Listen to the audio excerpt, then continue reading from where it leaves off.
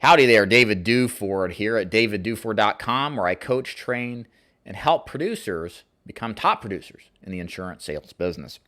So today we're going to talk about the different types of insurance sales opportunities and how to pick the one that's best for you.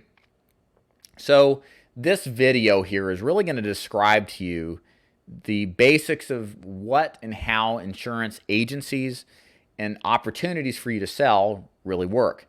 There's a lot of confusion about how the insurance sales business works. It's why my video channel does so well and why people buy my books to learn more, because there's not a lot of transparency in the business.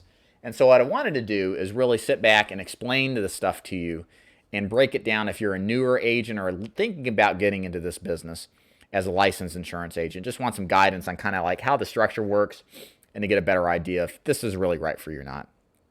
So the first one is you can work for one company.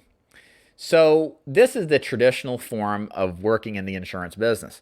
So let's say, for example, you're looking at joining New York Life, Northwestern Mutual, Guardian, so on and so forth. These are exemplary of working for one company. Traditionally, you're paid on a W-2 basis. You're bonused out. You might even be on a 1099 basis with some of these companies. You're offered health benefits, employee benefits, that kind of thing, retirement plans. And it's a traditional, normal employee-employer type of relationship.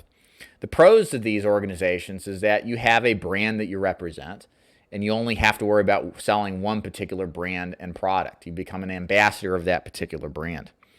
You get, in many cases, lots of good training. If you're with the right branch office location that's passionate about training their agents to become top producers, you do have the ability in many cases to get top-notch training that's corporately funded right down to the very bottom. And lots of opportunities to shadow and learn from other top producers on how they're successful and how you can do the same as well. The drawbacks with working for one company is that in some cases it can limit your ability to maximize your income. The commission sometimes is less than what you would find. And when I say commission, the percentage of the commission you could make if you make a sale is less than what you would find with independent organizations. And many times the book that you have is the business that you write is not yours for a period of time. So again, there's pros and cons here. You got to figure out if this is right for you. There are great organizations like New York Life you could join that do a great job, have a great reputation, but you have to also understand the drawbacks as well. The second option here is to work for many companies. So this is like what I do. So I'm an independent agent. I don't just work for Mutual of Omaha, or I'm not just appointed with them. I also am appointed with other companies, Transamerica, Gerber, so on and so forth. And the reason I do this is because it gives me more options for my clients to help them. You see, in the life insurance world, specifically the final expense world, underwriting varies from carrier to carrier, and certainly pricing does too. And since my clients are on a fixed income, they're older and not as healthy, I need to have options to give my clients the best combination of price and coverage. And the only way to do that is to work with a multitude of companies, not one. There's not one company that would be the end-all, be-all solution. And it's not a bias towards one company over another. It's just the general truth. If I don't offer multiple companies, I do a bad job by my clients. My clients end up not getting fully comprehensive coverage. And I may lose that business because the client replaces me. I may be charging them too much and they're on a fixed income and they drop it. There's a lot of problems that come or stem from inadequate coverage and inadequate offerings to clients. So being a broker like this, and the kind of principles I've just described also work for a lot of other companies. Property and casualty, there's different underwriting standards based on your background checks. Health insurance, obviously, for obvious reasons, they check your health too.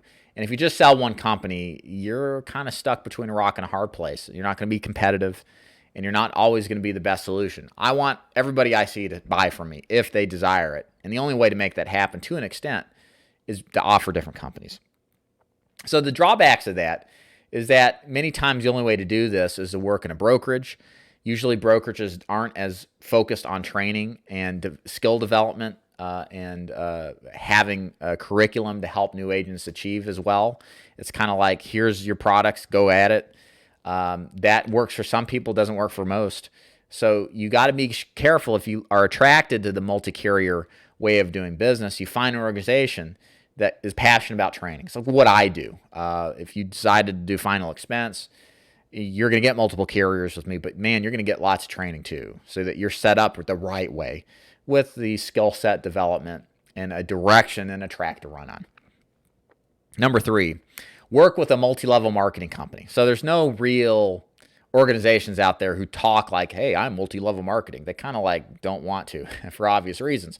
Multi-level marketing has somewhat of a bad reputation. It's a 4-letter word, like I said in one of my old videos.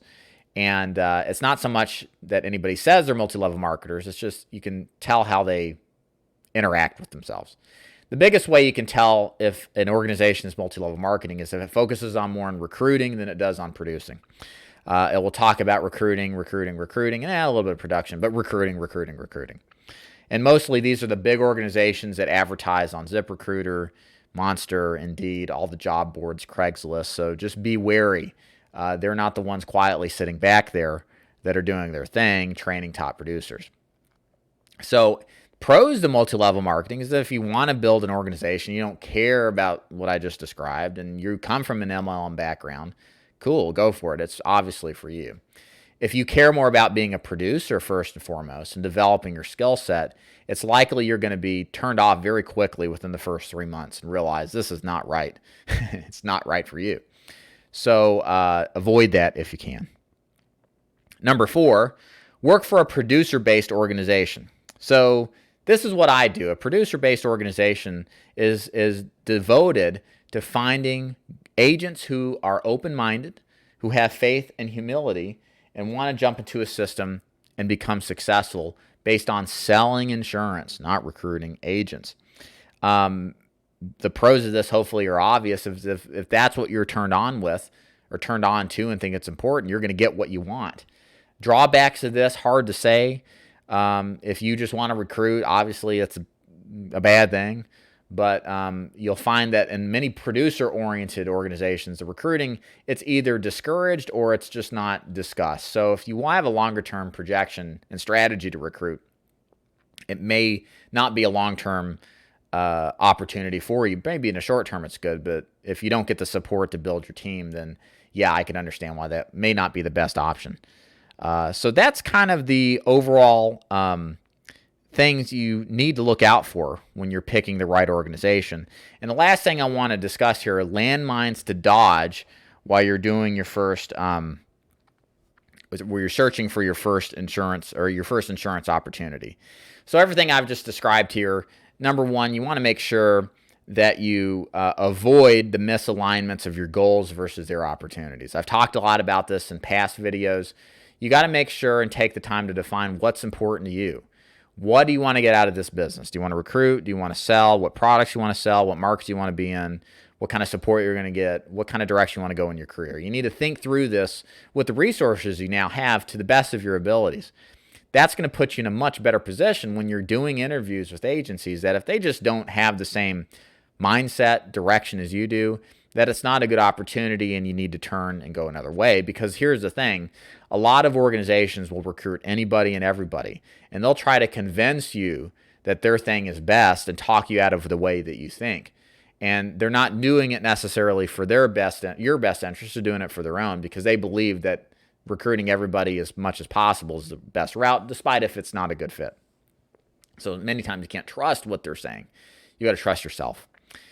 Number 2, transparency level. When you're doing these interviews with these agencies and you get to the point where you're talking shop, you're learning more about them, and you're asking a series of questions to figure out if the organization is right for you, it's not so much what they say, it's how they respond to what you're asking.